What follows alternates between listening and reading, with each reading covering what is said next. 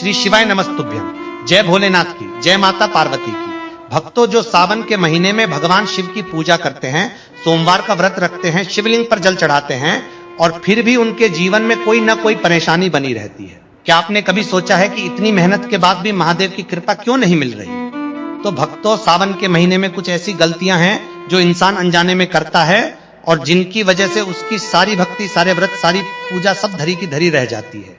बल्कि कई बार तो उल्टा दोष भी लग जाता है। इसलिए इस वीडियो को बीच में मत छोड़िएगा। शास्त्रों में साफ कहा गया है कि अधूरी जानकारी से बड़ा कोई अभिशाप नहीं होता। पूरी बात सुनिए, तभी सावन का पूरा फल मिलेगा।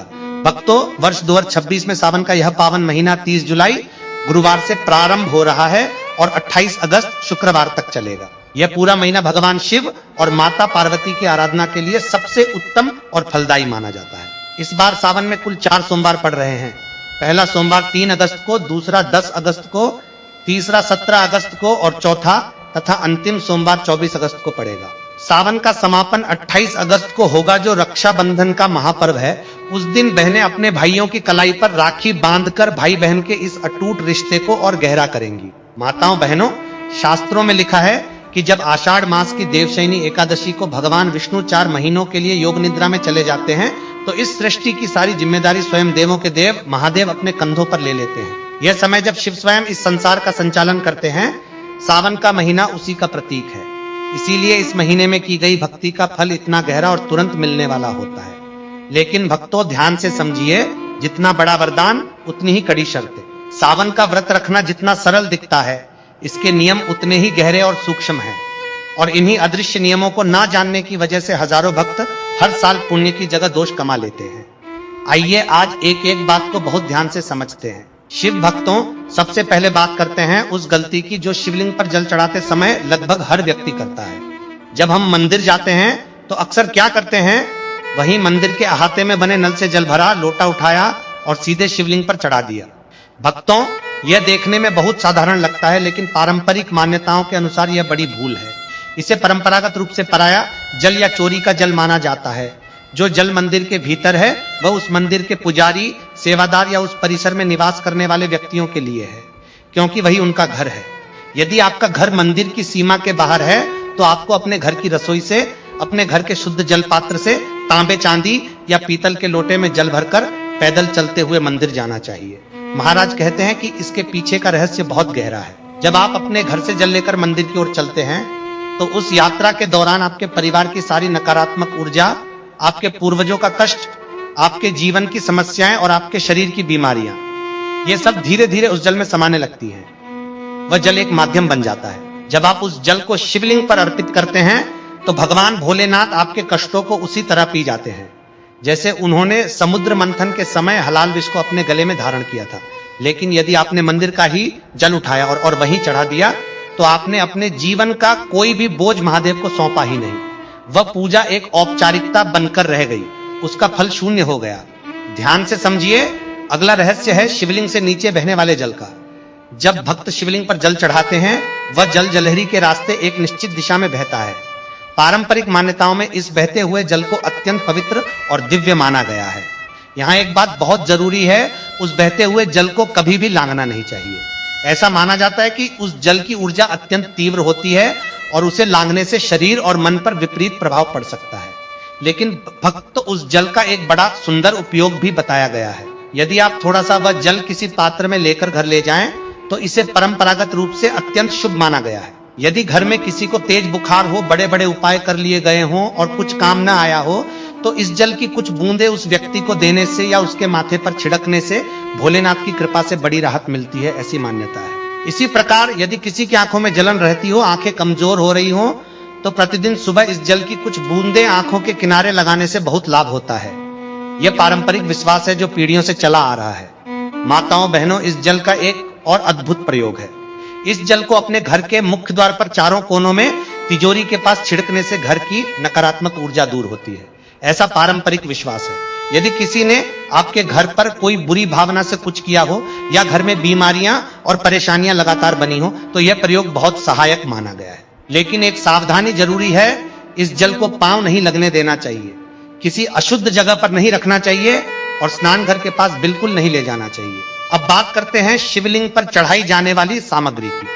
भक्तों, महाराज कहते हैं कि भगवान भोलेनाथ तो केवल एक लोटे शुद्ध जल से भी प्रसन्न हो जाते हैं, क्योंकि वे आशुतोष हैं जो बहुत जल्दी प्रसन्न होते हैं। लेकिन यदि आपके जीवन में कोई पुरानी और बड़ी मनोकामना अधूरी है तो जल में कुछ विशेष चीजें मिलाने से उसका प्रभाव कई गुना बढ़ जाता है।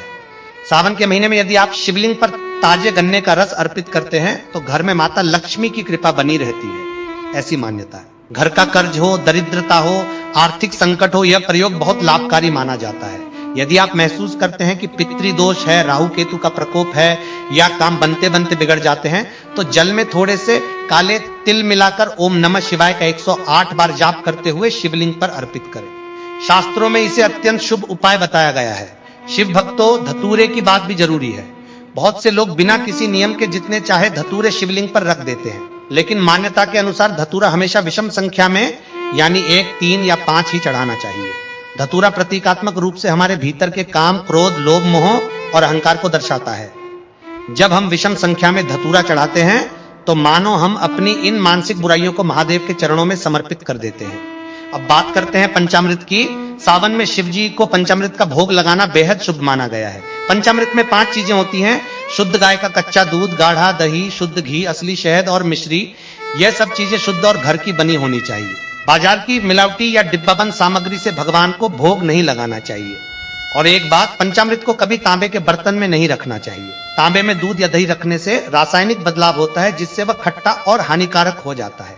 पंचामृत के लिए हमेशा पीतल, चांदी, कांसे या मिट्टी का बर्तन ही उपयोग करें। भक्तों, अब एक बहुत जरूरी बात जो बहुत कम लोग जानते हैं, सावन के महीने में व्रत रखने वाले भक्तों को दूध का सेवन नहीं करना चाहिए। यह सुनकर आपको आश्चर्य हो सकता है, लेकिन इसके 2 गहरे कारण हैं। पहला कारण धार्मिक है। माताओं बहनों, सावन में दूध पूर्ण रूप से भगवान शिव को समर्पित होता है। जब समुद्र मंथन के बाद हलाल विष के कारण महादेव का कंठ जल रहा था, तब सभी देवताओं ने उन पर दूध और जल अर्पित किया था ताकि उनके कंठ की जलन शांत हो। जो वस्तु सीधे भगवान को समर्पित है उसका व्रतधारी भक्त स्वयं सेवन नहीं कर सकता। इसे परंपरागत रूप से दोष माना गया है। दूसरा कारण व्यावहारिक और प्राकृतिक है। ध्यान से सोचिए, सावन में चारों ओर भारी वर्षा होती है। जमीन पर अजीब अजीब घास, फंगस और जहरीली वनस्पतियां उगाती हैं। जब गाय भैंसें इन्हें चरती हैं तो उनके दूध की गुणवत्ता प्रभावित हो सकती है। साथ ही वर्षा ऋतु में मनुष्य की पाचन शक्ति स्वाभाविक रूप से कमजोर होती है। इसीलिए सावन में दूध का सेवन व्रतधारियों के लिए वर्जित माना गया है। हाँ, बहुत छोटे बच्चों, गंभीर रूप से बीमार व्यक्तियों या वृद्धों के लिए शास्त्रों में विशेष छूट का उल्लेख है। एक स्वस्थ व्रतधारी को यह नियम अवश्य मानना चाहिए। शिव भक्तों, अब बात करते हैं कुट्टू के आटे की। व्रत के दिन फलाहार में कुट्टू की पूरियां और पराठे बहुत लोकप्रिय हैं, लेकिन इसमें एक बड़ा सूक्ष्म खतरा छिपा है जिसे जानना बेहद जरूरी है। बाजार में मिलने वाला कुट्टू का आटा महीनों पहले से पीसकर बोरियों में बंद रखा जाता है। नमी और समय के कारण उसमें बहुत बारीक कीड़े पनप जाते हैं जो नग्न आंखों से आसानी से नहीं दिखते। यदि आपने बिना जांचे और बिना छाने उस आटे की पूरियां बना ली और खा ली तो आपने उन जीवों को भी भोजन में शामिल कर लिया। शास्त्रों की परंपरागत मान्यता के अनुसार व्रत के दौरान किसी भी जीव का भक्षण मांस खाने के समान है, जिससे व्रत खंडित हो जाता है। तो क्या करें? सरल सा उपाय है, जब भी कुट्टू का आटा लाएं उसे पहले कुछ देर धूप में फैलाएं और फिर बारीक छलनी से 3 बार छानें। पूरी तरह आश्वस्त होने के बाद ही उपयोग करें। और हाँ, व्रत में नमक के नाम पर केवल और केवल सेंधा नमक का ही प्रयोग करें। साधारण समुद्री नमक व्रत में वर्जित है, चाहे एक चुटकी ही क्यों न हो। माताओं बहनों, अब बात करते हैं बेल की जड़ के उस अद्भुत प्रयोग की जिसके बारे में बहुत कम लोग जानते हैं। बेलपत्र का महत्व तो सभी जानते हैं, लेकिन बेल की जड़ में जो सुरक्षात्मक शक्ति होती है उसे पारंपरिक रूप से अत्यंत विशेष माना गया है। सावन के किसी भी सोमवार को सूर्योदय से पहले उठकर स्नान करके किसी प्राचीन बेल के वृक्ष के पास जाएं। वहां धूप दीप जलाकर प्रार्थना करें और उसकी जड़ का एक छोटा सा टुकड़ा लोहे के औजार से नहीं बल्कि लकड़ी या अपने हाथ से प्रेम पूर्वक निकालें। उस टुकड़े को गंगाजल और गाय के दूध से शुद्ध करके शिवलिंग से स्पर्श कराएं। फिर उसे महादेव का प्रसाद मानकर एक छोटे से ताबीज में, जो चांदी, पीतल या तांबे का हो, बंद करके काले या लाल धागे में गले में या दाहिनी बांह पर धारण करें। महाराज, यह बेल की जड़ का ताबीज एक सुरक्षा कवच का काम करता है। यदि आपको रात में डरावने सपने आते हो, मन में बेचैनी रहती हो या किसी बुरी नजर का प्रभाव लग रहा हो तो यह प्रयोग बहुत सहायक माना जाता है। भक्तों, अब बात करते हैं वैवाहिक जीवन और सावन व्रत के संबंध। शास्त्रों में लिखा है और महाराज कहते हैं भगवान शिव और माता पार्वती इस सृष्टि के सबसे पहले सबसे आदर्श दाम्पत्य जोड़े हैं। इसीलिए सावन के व्रत में पति पत्नी के आपसी संबंध का बहुत गहरा प्रभाव पड़ता है। जो दंपति सावन के महीने में और विशेषकर सोमवार के व्रत के दिन आपस में कलह करते हैं, एक दूसरे को ताने मारते हैं, गाली गलौज करते हैं, उनकी पूजा महादेव के पास कभी नहीं पहुंचती। शास्त्रों की परंपरागत मान्यता के अनुसार देवी देवता उस जोड़े की पूजा से प्रसन्न होते हैं जिनके हृदय में एक दूसरे के प्रति प्रेम और सम्मान हो। यदि पति पत्नी के बीच भयंकर अनबन है और उस मानसिक अशांति में कोई भूखे रहकर व्रत कर भी रहा है, तो वह व्रत केवल एक शारीरिक कष्ट बनकर रह जाता है, उसका कोई आध्यात्मिक फल नहीं मिलता। ध्यान से समझिए, यदि आपके पति किसी काम से घर से बाहर हैं, दोनों के बीच प्रेम और विश्वास है, तो पत्नी पूरी निष्ठा से घर पर रहकर व्रत रख सकती है। लेकिन यदि दोनों के बीच गहरा मनमुटाव है और उस कड़वाहट के बीच व्रत किया जा रहा है, तो उसका फल नहीं मिलता।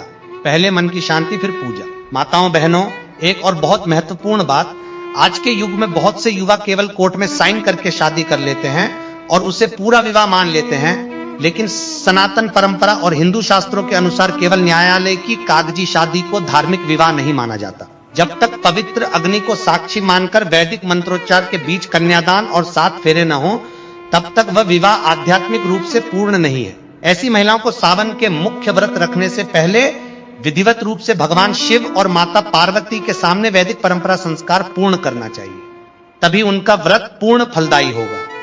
शिव भक्तों, एक और नियम है जो कुंवारी कन्याओं और विवाहित महिलाओं दोनों के लिए अलग अलग है। पारंपरिक मान्यता के अनुसार कुंवारी कन्याओं को शिवलिंग का सीधा स्पर्श नहीं करना चाहिए। इसके पीछे यह भावना है कि शिवलिंग महादेव की अत्यंत तीव्र ब्रह्मांडीय ऊर्जा का केंद्र है और कुंवारी कन्याओं की अंतरंग ऊर्जा उस तीव्र प्रभाव के लिए तैयार नहीं होती। इससे मानसिक और स्वास्थ्य संबंधी समस्याएं आ सकती हैं, ऐसा परंपरागत विश्वास है।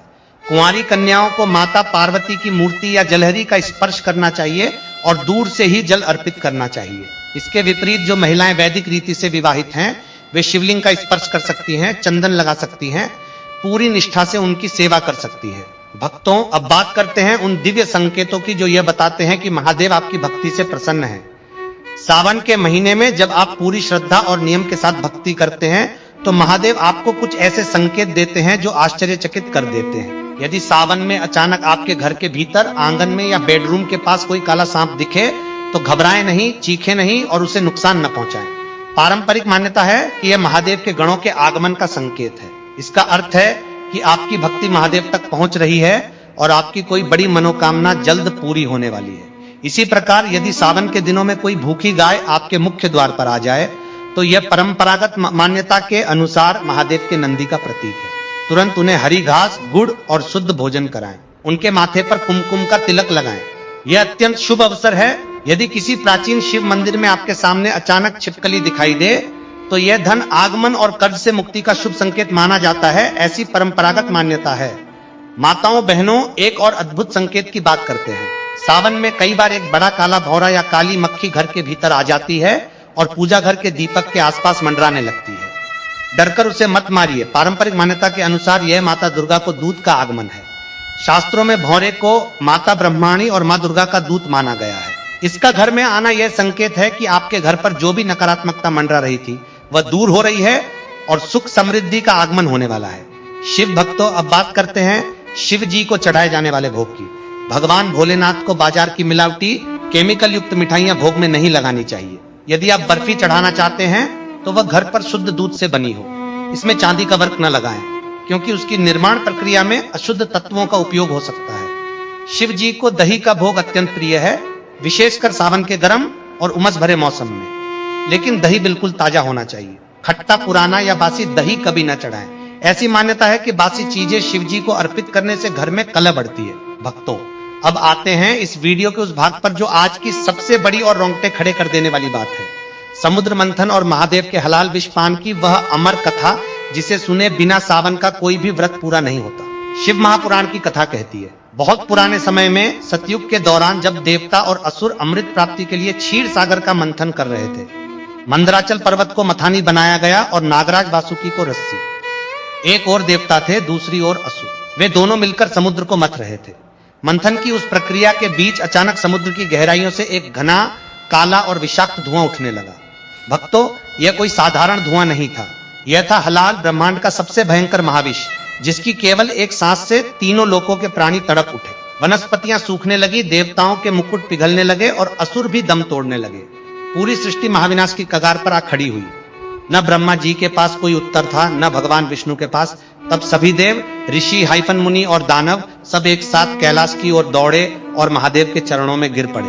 हे महादेव, हे नीलकंठ, हे त्रिलोकनाथ, केवल आप ही हमें बचा सकते हैं। और फिर भक्तों, वह अद्भुत क्षण आया जो पूरे ब्रह्मांड के इतिहास में सबसे बड़ा त्याग और सबसे महान करुणा का प्रतीक बना। देवों के देव महादेव ने अपनी अंजलि में उस खौलते जलते भयानक हलाल विष को उठाया और उसे पीने लगे। लेकिन उन्होंने उस विष को अपने उदर में नहीं जाने दिया, क्योंकि उनके पेट में पूरी सृष्टि समाई थी। उन्होंने उस विष को अपनी योग शक्ति से कंठ में ही रोक लिया। उस जहर की तीव्र जलन ने उनका कंठ नीला कर दिया और उसी दिन से तीनों लोगों ने उन्हें नीलकंठ के नाम से पुकारा। विष की उस असह्य गर्मी से महादेव का पूरा शरीर तपने लगा। तब सभी देवताओं ने उन पर गंगाजल की अखंड धारा डाली, उनके सिर पर शीतल चंद्रमा स्थापित किया, उन पर ठंडे बेलपत्र, शीतल धतूरे और गन्ने का रस अर्पित किया, ताकि उस विष की अग्नि का प्रभाव कम हो सके। भक्तों, यह सारी घटना सावन के महीने में ही हुई थी। यही कारण है कि जो भी भक्त सावन में महादेव पर ठंडे जल की धारा, दूध और बेलपत्र चढ़ाता है, वह उसी प्रेम और कृतज्ञता को दोहराता है जो उस समय देवताओं ने व्यक्त की थी। और महादेव उस भक्ति के बदले में उसके जीवन का सारा विष, सारी पीड़ा, सारी बीमारी, सारा संकट स्वयं पी जाते हैं और उसे जीवन का अमृत प्रदान करते हैं। माताओं बहनों, अब एक और पौराणिक कथा सुनिए, जालंधर की कथा। शिव महापुराण में इसका विस्तृत वर्णन आता है। जालंधर एक ऐसा महाशक्तिशाली असुर था जिसका जन्म समुद्र से हुआ था। उसने तीनों लोकों पर अपना अधिकार कर लिया था। उसकी शक्ति का राज था उसकी पत्नी वृंदा का पातिव्रत धर्म। वृंदा भगवान विष्णु की परम भक्त थी और उनके सतीत्व के कारण जालंधर को कोई भी देवता युद्ध में हरा नहीं सकता। जब जालंधर के अत्याचार चरम पर पहुंच गए और उसने माता पार्वती पर कुदृष्टि डालने का दुस्साहस किया, तब महादेव का क्रोध फूट पड़ा। कैलाश पर दोनों के बीच एक भीषण युद्ध छिड़ा, लेकिन वृंदा के सतीत्व के कारण जालंधर बार बार जीवित हो उठता था। तब सृष्टि के संतुलन को बनाए रखने के लिए भगवान विष्णु ने एक कठिन निर्णय लिया। वे जालंधर का वेश धारण करके वृंदा के पास गए। वृंदा ने अपने पति को समझकर उनका स्पर्श किया और उसी क्षण उनका पातिव्रत धर्म भंग हो गया। उसी पल युद्ध भूमि में महादेव के त्रिशूल ने जालंधर का अंत किया। जब वृंदा को इस माया का बोध हुआ तो उन्होंने श्री हरि को शालिग्राम बनने का श्राप दिया और स्वयं सती हो गई। उनकी राख से तुलसी का पौधा प्रकट हुआ। यही कारण है कि शिव पूजा में तुलसी के पत्ते का कभी प्रयोग नहीं किया जाता। यह जानकारी हर उस भक्त के लिए जरूरी है जो शिवलिंग पर तुलसी चढ़ाता हो, यह भूल है। शिव भक्तों, सावन में सबसे अधिक जपा जाने वाला मंत्र है महामृत्युंजय मंत्र। लेकिन इस मंत्र के पीछे की वह रोमांचकारी और भावुक कर देने वाली कथा बहुत कम लोग जानते हैं। शिव पुराण की कथा के अनुसार ऋषि मृकंडू के पुत्र मार्कंडेय की आयु जन्म से ही केवल 16 वर्ष निर्धारित थी।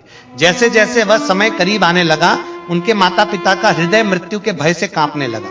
तब बालक मार्कंडेय ने सावन के इसी पावन काल में एक शिवलिंग की स्थापना की और उसके सामने बैठकर घोर तपस्या और शिव की आराधना में लीन हो गए। नियत दिन आया, स्वयं यमराज अपने भयंकर वाहन पर सवार होकर हाथों में कालपाश लिए मार्कंडेय के प्राण लेने पहुंचे। यमराज का वह रूप देखकर साधारण इंसान के तो प्राण ही निकल जाएं, लेकिन बालक मार्कंडेय जरा भी नहीं डिगे।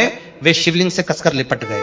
जैसे ही यमराज ने अपना कालपाश फेंका, वह पाश मार्कंडेय के साथ साथ शिवलिंग पर भी जा गिरा और फिर एक भयंकर गर्जना हुई। पूरे ब्रह्मांड की नींव हिल गई। शिवलिंग में दरारें पड़ने लगी और उसमें से साक्षात महाकाल, देवों के देव महादेव अपने सबसे भयंकर और प्रचंड रूप में प्रकट हुए। उनके तीसरे नेत्र की ज्वाला से आकाश जलने लगा। उन्होंने यमराज को चेतावनी दी, मेरे शरण में आए भक्त पर तुमने कालपाश डालने का साहस कैसे किया। यमराज को महादेव के उस स्वरूप के आगे झुकना पड़ा। उसी क्षण महादेव ने बालक मार्कंडेय को चिरायु का वरदान दिया। महाराज कहते हैं, तभी से महामृत्युंजय मंत्र का यह संदेश है कि जो भी भक्त सावन में सच्चे हृदय से शिवलिंग के समीप इस मंत्र का जाप करता है, अकाल मृत्यु उसके निकट भी नहीं आ सकती। यह मंत्र केवल एक मंत्र नहीं है, यह काल को भी झुका देने वाली शिव शक्ति की अभिव्यक्ति है। भक्तों, अब अंतिम लेकिन बहुत महत्वपूर्ण बात, रुद्राक्ष के नियमों की सावन में रुद्राक्ष धारण करना अत्यंत शुभ माना गया है।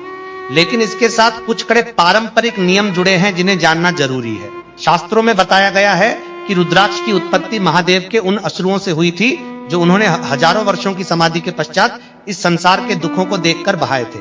इसीलिए रुद्राक्ष केवल एक मन का नहीं है, यह महादेव की करुणा का मूर्त रूप है। माताओं बहनों, शिव भक्तों, इन सारी बातों को अपने जीवन में उतारिए। महादेव को 56 भोग नहीं चाहिए, सोने के थाल नहीं चाहिए, उन्हें चाहिए एक सच्चा शुद्ध हृदय। एक बूंद जल भी यदि पूरे प्रेम और भाव से चढ़ाया जाए तो भोलेनाथ उससे भी प्रसन्न हो जाते हैं। इस सावन 2026 में इन नियमों का पालन करते हुए पूरी श्रद्धा के साथ महादेव की शरण में जाइए। वे आपके जीवन के हर कष्ट को, हर संकट को उसी तरह अपने कंठ में धारण कर लेंगे जैसे उन्होंने हलाहल विष को धारण किया था, और आपको देंगे सुख, समृद्धि, दीर्घायु और अखंड शांति। हर हर महादेव। ओम नमः शिवाय।